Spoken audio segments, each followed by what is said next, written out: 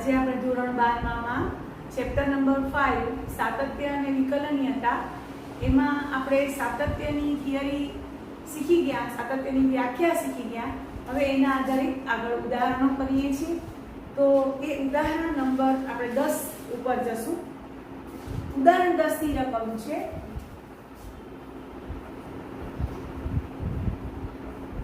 નીચે આપેલ વ્યાખ્યાયિત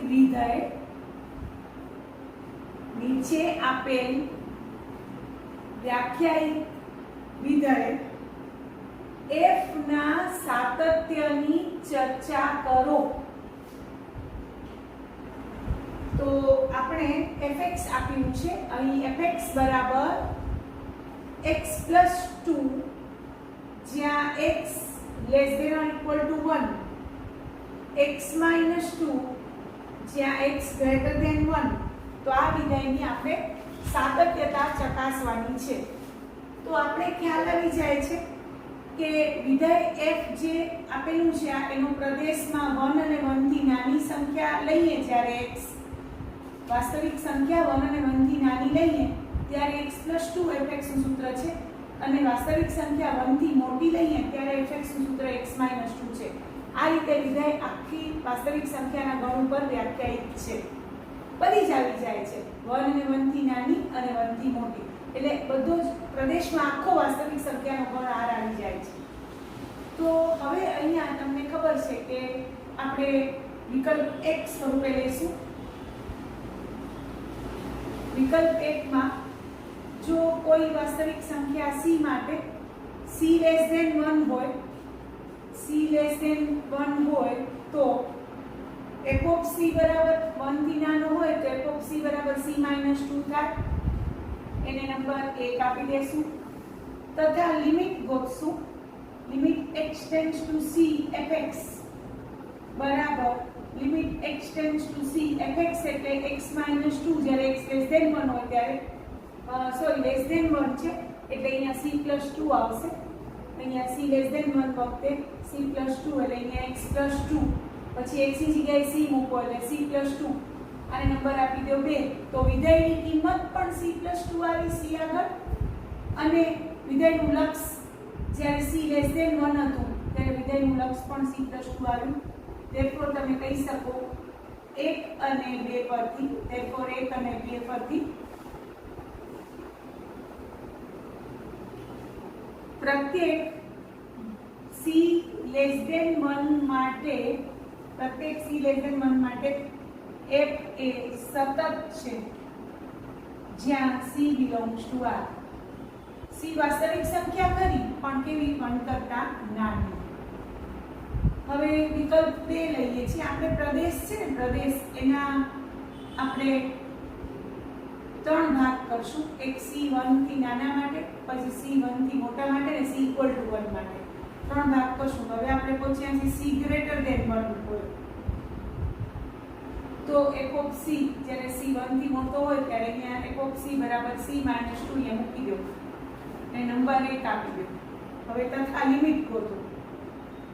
તથા લિમિટ x → c fx બરાબર લિમિટ x → c fx એટલે x - 2 એટલે એમાં x ની જગ્યાએ c મૂકો એટલે c - 2 એટલે નંબર 2 આપી દો. તો 1 અને 2 પરથી વિધેયની કિંમત અને વિધેયનું લક્ષ બંને સમાન છે એટલે આપણે 1 અને 2 પરથી કહી શકીએ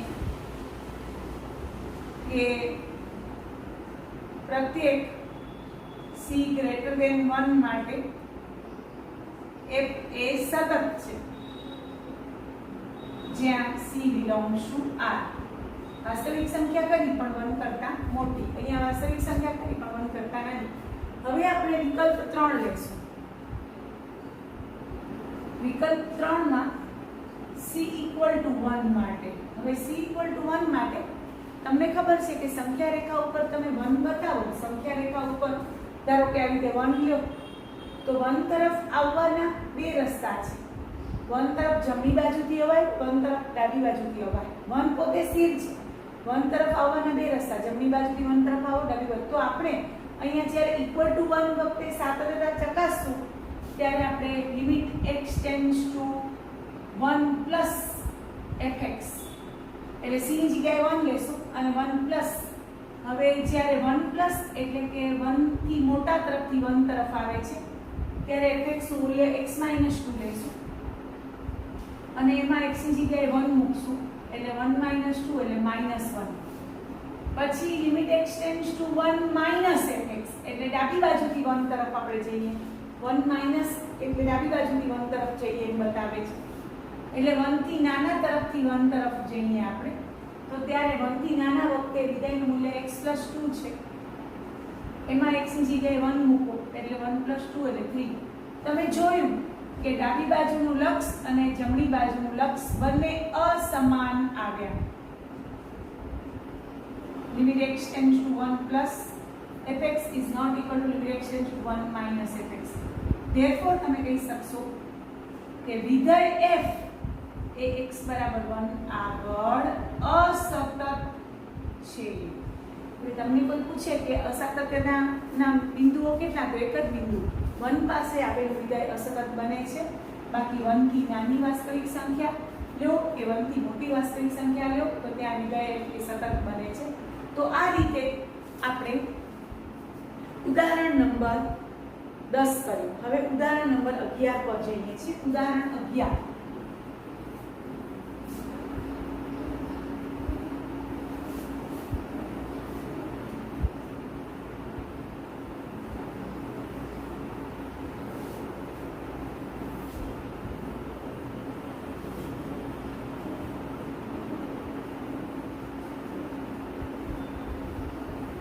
ઉદાહરણ 11 ની રકમ છે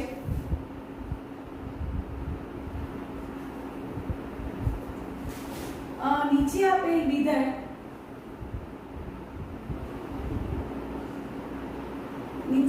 વિધેય f માટે તે જ્યાં તે અસતત હોય એટલે વિધેય પોતે f જ્યાં તે અસતત હોય તેવા તમામ બિંદુઓ શોધો. એટલે પ્રદેશમાં એવા બિંદુઓ શોધો કે જ્યાં વિધેય અસતત હોય અને વિધેય પોતે fx કયા સ્વરૂપે આપ્યું છે તો fx બરાબર x 2 જ્યાં x less than 1, fx બરાબર 0 જ્યાં x equal to 1, fx બરાબર x minus 2 જ્યાં x greater than 1. આ રીતે વિધેય વ્યાખ્યાયિત કરેલું છે. તો આપણે હમણાં જ એક્ઝામ્પલ કર્યો એ રીતે આપણે પહેલા વિકલ્પ 1 લેશું c less than 1 માટે, પછી વિકલ્પ 2 લેશું c greater than 1 માટે, પછી વિકલ્પ 3 લેશું c equal to 1 માટે. તો આપણે ચકાસશું કઈ રીતે એના અસાતત્યના બિંદુઓ મળે છે. તો આપણે વિકલ્પ 1 વળી પાછો ઉદાહરણ નંબર 10 જેમ જો c less than 1 હોય જ્યાં c belongs to r પણ કેવો 1 કરતા નાનો, તો ત્યારે આપણે ખબર છે f of c એટલે equal to c મૂકો તો અહીંયા c plus 2 થાય અને તથા limit x tends to c fx બરાબર limit x tends to c fx એટલે આયરો less than 1 વખતે x plus 2 એમાં x ની જગ્યાએ મૂકો c એટલે c plus 2 થાય. આને નંબર 1 આપીએ, આને નંબર 2 આપીએ. હમણાં જ કર્યું તો સેમ ઈ જ રીતે 1 અને 2 પરથી limit x tends to c f of x બરાબર f of c મળે છે. therefore પ્રત્યેક c less than 1 માટે f એ સતત છે. હવે વિકલ્પ 2 લેશું. વિકલ્પ 2 માં આપણે c greater than 1 લેશું અને એના માટે પણ આ જ રીતે આપણે f છે c greater than 1 માટે સતત સાબિત કરીશું. તો વિકલ્પ નંબર 2 આપણે જોઈએ છીએ. વિકલ્પ નંબર 2 વિકલ્પ નંબર 2 માં c greater than 1 થી આપણે સ્ટાર્ટ કરશું. વિકલ્પ 2 જો c greater than 1 જ્યાં c belongs to r હોય, વાસ્તવિક સંખ્યા કરી પણ 1 કરતા મોટી, તો આપણે ખબર છે 1 કરતા મોટી માટે x - 2 વિધાય fx આપ્યું છે, તો આપણે અહીંયા c - 2 થાય તથા લિમિટ લેશું, limit x tends to c fx બરાબર limit x tends to c fx એટલે x - 2 છે આયરા, અને એમાં તમે x ની જગ્યાએ c મૂકો એટલે c - 2 એનો નંબર આપશું 2 અને નંબર આપશું 1. તો વળી પાછા આપણે 1 અને 2 પરથી આપણે શું બતાવ્યું કે વિધેયનું c આગળનું લક્ષ અને વિધેયની કિંમત બંને કેવા છે, સમાન થાય છે. therefore c greater than 1 માટે f એ સતત છે. આવી ગયું. હવે વિકલ્પ 3 માં c = 1 લઈએ છીએ. જો c = 1 લેતા તો તમને ખબર છે કે c = 1 લઈએ તો આપણે ડાબી બાજુથી 1 તરફ આવશું અને જમણી બાજુથી 1 તરફ આવશું, એટલે limit x tends two 1 minus 1 minus તમે આ રીતે ઉપર પણ લખી શકો છો, નીચે પણ લખી શકો છો. ચોપડીમાં આપણામાં ઉપર આ રીતે બતાવ્યું છે, નીચે પણ અહીંયા લખી શકીએ છીએ. બરાબર limit x tends two 1 minus એટલે 1 તરફ આવ્યા છે ડાબી બાજુથી, એટલે 1 થી નાના તરફથી 1 તરફ આવ્યા છે, ત્યારે અહીંયા x + 2 એની વ્યાખ્યા છે. એમાં x ની જગ્યાએ 1 મૂકો એટલે 1 + 2. તમે કહેશો 1 માઈનસ એટલે -1 મૂકાય ના, 1 માઈનસ એટલે 1 ની દિશા બતાવે છે, 1 તરફ ડાબી બાજુથી આવવાનું છે, મૂકવાનું તો 1 જ છે એટલે 3 આવશે. પછી limit x tends two 1 + fx, તો બરાબર limit x tends two 1 + fx 1 થી મોટા તરફથી 1 તરફ આવે ત્યારે વિધાય x - 2 લેવાના છે, અને એમાં x ની જગ્યાએ 1 મૂકો એટલે -1 આવે. વળી તમને ખબર છે કે f(1) બરાબર 0 છે, તો તમે જુઓ છો કે અહીં ડાબી બાજુનું લક્ષ, જમણી બાજુનું લક્ષ અને વિધાયની કિંમત બધું અસમાન છે. Limit x tends two 1 + fx is not equal to limit x tends to 1 - fx. therefore આપણે કહી શકશું કે વિધેય f એ x = 1 આગળ અથવા c = 1 આગળ અસતત છે. તો તમને પૂછે કે તમામ અસતતોમાં બિંદુઓ, તો એનું એક જ બિંદુ મળે છે. વિધેય f એ x = 1 આગળ અસતત છે, આવું એક જ બિંદુ પ્રદેશમાં મળે. બાકી બધા પાસે સતત છે, પણ x = 1 આગળ જ ઈ અસતત છે. તમને પ્રશ્ન પૂછ્યો છે કે અસતત હોય તેવા તમામ બિંદુઓ શોધો, તો એવું એક જ બિંદુ મળ્યું કે જેના માટે આપેલું વિધેય અસતત છે. તો આ રીતે ઉદાહરણ નંબર 11, ઉદાહરણ 10 જેવું જ ઉદાહરણ 11 હતું, થોડોક જ ફેર હતો, તો એ આપણે કર્યું. હવે ઉદાહરણ નંબર 12 તરફ જઈએ છીએ. ઉદાહરણ નંબર 12 આપણે જોઈએ છીએ.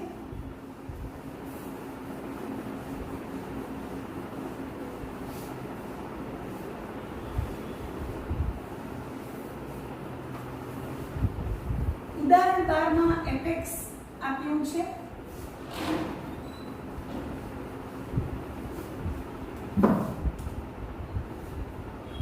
ઉદાહરણ નંબર 12 એમાં fx આપ્યું છે. નીચે આપેલ વ્યાખ્યાયિત વિધાય fx બરાબર x + 2 જ્યાં x <0 અને -x + 2 જ્યાં x <0 આ રીતે વ્યાખ્યાયિત કરેલું છે. તો આપણે બતાવવાનું છે કે આ વિધેય f ના સાતત્યની ચર્ચા કરો અથવા એના પ્રદેશ પર સતત છે એમ સાબિત કરો, અથવા f એ સતત છે તેમ સાબિત કરો. હવે તમને ખબર છે કે આ વિધેયનો પ્રદેશ આ x જે આપ્યું હોય ને પ્રદેશ બતાવે છે. x <0 એટલે બધી ઋણ વાસ્તવિક સંખ્યા આવશે, x <0 એટલે બધી ધન વાસ્તવિક સંખ્યા આવશે. =0 આમાં આવતી જ નથી. આ વિધેયના પ્રદેશમાં શૂન્ય આવેલો નથી. આ વિધેયનો પ્રદેશ બે ગણોના યોગગણથી બનેલો છે. એક ઋણ વાસ્તવિક સંખ્યાનો ગણ, બીજી ધન વાસ્તવિક સંખ્યાનો ગણ. તો આપણો જે આ વિધેય આપેલું છે એનો પ્રદેશ એમાં શૂન્ય આવેલું નથી. આપેલું વિધેય શૂન્ય પર વ્યાખ્યાયિત નથી, x બરાબર 0 માટે વ્યાખ્યાયિત નથી લખશું. અને પછી f નો પ્રદેશ એ ઋણ વાસ્તવિક સંખ્યા અને ધન વાસ્તવિક સંખ્યાથી બનેલો છે, એટલે આપણે એ રીતે એને d1 અને d2 બે ડોમેઇન લઈને કરશું. તો આપણે ઉદાહરણ નંબર 12 જોઈએ છે. તો લખશું પહેલા તો અહીં વિધેય f એ x બરાબર 0 આગળ વ્યાખ્યાયિત નથી, કારણ કે તમને ખબર છે x બરાબર 0 does not belongs to domain of f. આમાં ક્યાંય ઇક્વલ ટુ 0 આવેલા નથી. હવે એ આવેલા ન હોય એટલે એના પાસે વ્યાખ્યાયિત નથી એમ આપણે કહીશું. હવે આપણે ખબર છે કે આપણે બે પાર્ટ લેશું. ધારો કે d1 જે ડોમેઇન છે આપણો d1 ડોમેઇન, f નો ડોમેઇન કોનાથી બનેલો છે? f નો ડોમેઇન ડોમેઇન ઓફ f કઈ રીતે બનેલો છે? તો d1 યોગ d2 થી. જ્યાં d1 શું છે? જ્યાં d1 એ બધી જ ઋણ વાસ્તવિક સંખ્યાઓનો ગણ છે, બધી ઋણ વાસ્તવિક સંખ્યાનો. d2 શું છે? બધી જ ધન વાસ્તવિક સંખ્યાઓનો ગણ છે. હવે આપણે બે કેસ લેશું. વિકલ્પ 1 માં આપણે c લેશું, તો એ c શેમાં હશે? c બિલોંગ્સ ટુ ડોમેઇન 1 લેતા, d1 લેતા. હવે c જો d1 માં હશે તો d1 માં બધી ઋણ વાસ્તવિક સંખ્યા છે, therefore c કેવું થશે? લેસ ધેન 0 થાય, કારણ કે ખબર છે કે એમાં બધી ઋણ વાસ્તવિક સંખ્યા છે. હવે આપણે એ જ પ્રમાણે f ઓફ c આપણે ગોતશું. તો લેસ ધેન 0 માટે f ઓફ c એટલે c + 2 છે, અને એનું લક્ષ ગોતશું limit x tends to c. f of x બરાબર limit x tends to c. fx એટલે આપણી પાસે x + 2 છે, એમાં આપણે x + 2 માં x ની જગ્યાએ c મૂકશું એટલે c + 2. આને નંબર 1 આપશું, આને નંબર 2 આપશું. therefore તમે 1 અને 2 પરથી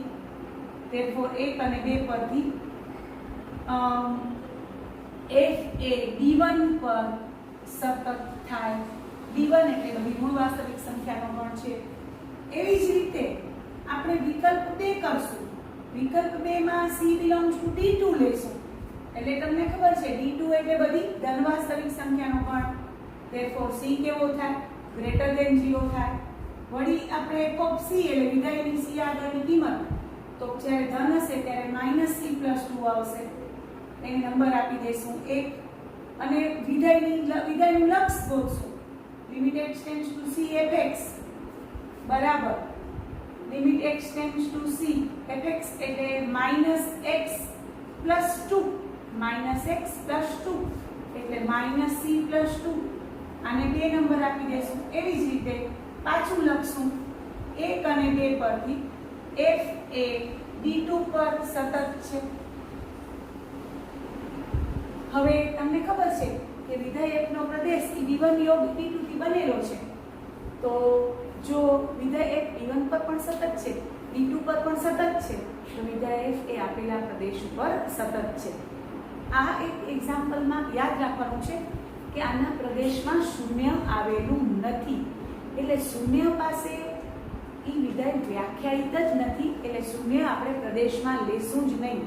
આપણે બે ભાગ કરશું, બધી ધન વાસ્તવિક સંખ્યા અને બધી ઋણ વાસ્તવિક સંખ્યાનો ગણ d1 અને d2.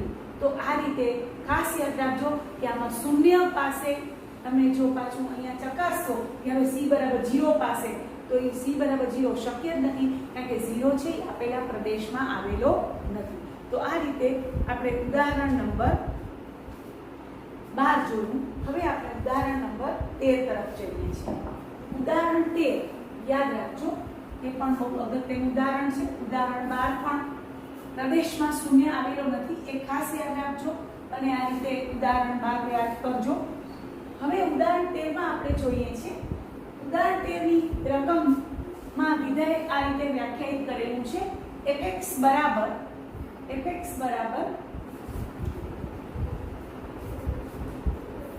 ઉદાહરણ 13 માં fx બરાબર વિધેય આ રીતે વ્યાખ્યાયિત કરેલું છે.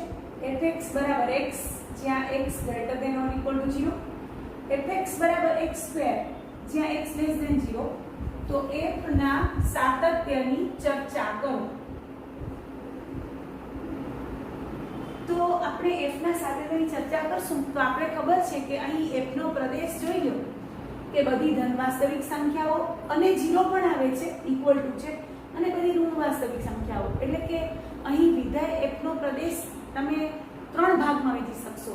d1 એમાં બધી ઋણ વાસ્તવિક સંખ્યાઓ, d2 એમાં 0 એકલો પોતે અને d3 જેમાં બધી ધન વાસ્તવિક સંખ્યાઓ. તો આ રીતે આપણે f નો પ્રદેશ વ્યાખ્યાયિત કરશું. તો લખશું પહેલા અહીં f એ પ્રત્યેક વાસ્તવિક સંખ્યા પાસે વ્યાખ્યાયિત છે, કારણ કે બધી જ આવી જાય છે. હવે ડોમેન ઓફ f બરાબર d1 યોગ d2 યોગ d3, જ્યાં d1 બરાબર એવી વાસ્તવિક સંખ્યા જે બધી ઋણ હોય, d2 બરાબર ખાલી એકલો 0, કારણ કે આમાં ઇક્વલ ટુ 0 પણ છે, આગળના દાખલામાં ઇક્વલ ટુ 0 નહોતો, અને d3 એટલે કે એવી વાસ્તવિક સંખ્યા જ્યાં x ગ્રેટર ધેન 0 થાય, બધી ધન વાસ્તવિક સંખ્યા. હવે આપણે વિકલ્પ 1, 2 અને 3 લઈએ. તો વિકલ્પ 1 માટે તમને ખબર છે કે જો c લેસ ધેન 0 લેતા તો c લેસ ધેન 0 લેશું એટલે તમને ખબર છે f ઓફ c બરાબર 0 જ્યારે x 0 થી નાના હોય ત્યારે x સ્ક્વેર, તો c લેસ ધેન 0 તો f ઓફ c સ્ક્વેર થાય.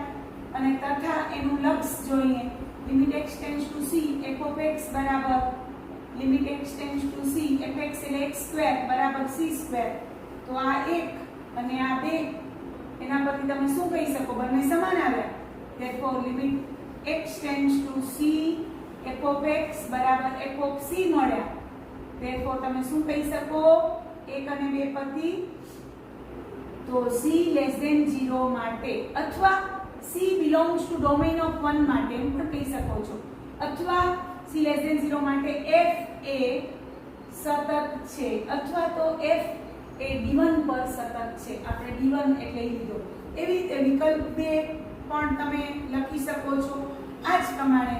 જો c ગ્રેટર ધેન 0 લેતા એટલે કે c belongs to અહીંયા d1 આવ્યું અને અહીંયા c ગ્રેટર ધેન 0 એટલે c belongs to d3 આવ્યું. c belongs to શું આવ્યું, d3 આપણે ગ્રેટર ધેન 0 લીધો છે, લેસ ધેન 0 નો d1 લીધો છે. તો આ જ પ્રમાણે f of c બરાબર c લેશું અને આનું f of c બરાબર ગ્રેટર ધેન 0 માટે x છે, તો અહીંયા f of c બરાબર c તથા limit x tends to c f of x બરાબર limit x tends to c x બરાબર c આવે. હવે આને એક નંબર આપી દઈએ અને આને 2 નંબર આપી દઈએ. તો 1 અને 2 પરથી પાછું આપણે કહી શકશું કે limit x tends to c f of x બરાબર f of c થાય છે. therefore c ગ્રેટર ધેન 0 માટે f એ સતત છે. હવે રહ્યું x ઇક્વલ ટુ 0 વાળું, એટલે વિકલ્પ નંબર આપણો 3 રહ્યો. હવે c ઇક્વલ ટુ 0 હોય તો 0 તરફ આપણે 2 તરફથી જાશું, જમણી બાજુથી 0 તરફ અને ડાબી બાજુથી 0 તરફ. તો limit x tends two 0 minus fx લઈએ એટલે 0 તરફ આવશું ડાબી બાજુથી. તો ત્યારે 0 થી નાના તરફથી 0 તરફ આવશું ત્યારે અહીંયા x સ્ક્વેર મૂકશું એટલે 0 આવ્યું. પછી 0 તરફ જમણી બાજુથી આવશું ત્યારે એટલે કે 0 થી મોટા તરફથી 0 તરફ આવશું એટલે limit x tends two 0 plus ત્યારે મોટા તરફથી ત્યારે x છે, x ની જગ્યાએ 0 અને વળી f of 0 પણ ઇક્વલ ટુ 0 પાસે 0 છે. therefore આપણે કહી શકીએ કે વિધેય f એ x બરાબર 0 આગળ સતત છે. હવે x બરાબર 0 એટલે ડોમેઇન 2 થઈ ગયો આયરો. એટલે એનો મતલબ શું થયો કે વિધેય f છે એ d1 પાસે સતત છે, વિધેય f d2 પાસે સતત છે, વિધેય f d3 પાસે સતત છે. હવે વિધેય f નો પ્રદેશ પોતે કેમ બનેલો છે, d1 યોગ d2 યોગ d3. તો therefore આપણે લખી શકીએ છેલ્લે કે આપણું જે વિધેય આપેલું છે એના પ્રદેશ પર સતત છે. તો આ રીતે આપણે, તમને જો મારો વિડીયો પસંદ આવ્યો હોય તો લાઈક કરજો, શેર કરજો અને મારી ચેનલને સબસ્ક્રાઇબ કરજો. Thank you.